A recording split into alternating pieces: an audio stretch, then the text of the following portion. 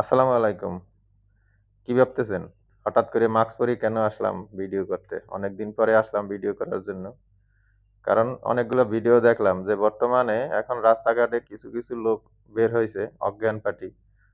অজ্ঞান পার্টিও না বলে ওরা একটা কাগজের ভিতরে একটা পাউডার রাখে যে পাউডারটা আপনার নাকে গেলেই সাথে আপনি সব ওর বশ হয়ে যাবেন। ও যা বলবে আপনি তাই করতে হবে। এইজন্য চিন্তা করলাম আপনি করোনার মতন এই রোগ এখন শুরু হয়ে গেছে। এই যে মনে হয় যেন করোনা যেরকম মাস্ক পরতাম আগে, এই করোনার মতন এখন মাস্ক পরেই ঘুরতে হবে আবার। কারণ রাস্তাঘাটে যে পরিস্থিতি শুরু হয়ে গেছে, আপনি মাস্ক পরা ছাড়া উপায় নেই। কে কোন দিক দিয়ে কোথায় কি লাগায় দিব, পরিস্থিতি খুব খারাপ। সবাই সাবধানে থাকবেন। আর মাস্ক পরে চেষ্টা করবেন মাস্ক পরে বের হওয়ার জন্য।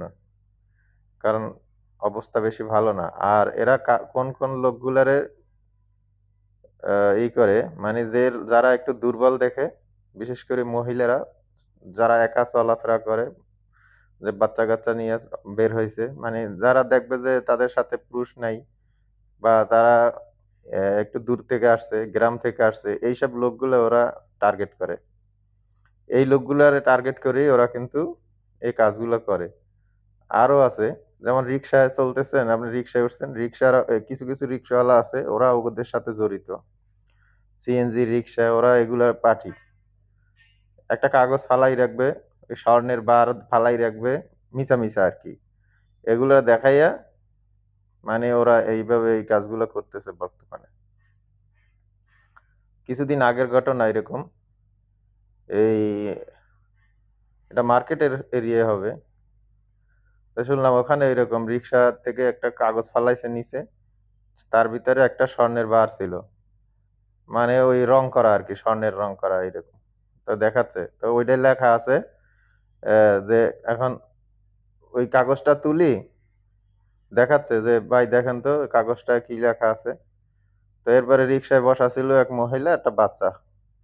তো ওদের দেখাচ্ছে, "দেখেন তো এটা কি লেখা?" ওইটায় লেখা ছিল, "এই স্বর্ণের বারটা পাঠাইলাম, একটা মানিব্যাগও ছিল সাথে। তো এটা আমার বোনেরে দিবা।" এখন ও বলতেছে, "আপা কি লেখা আছে?"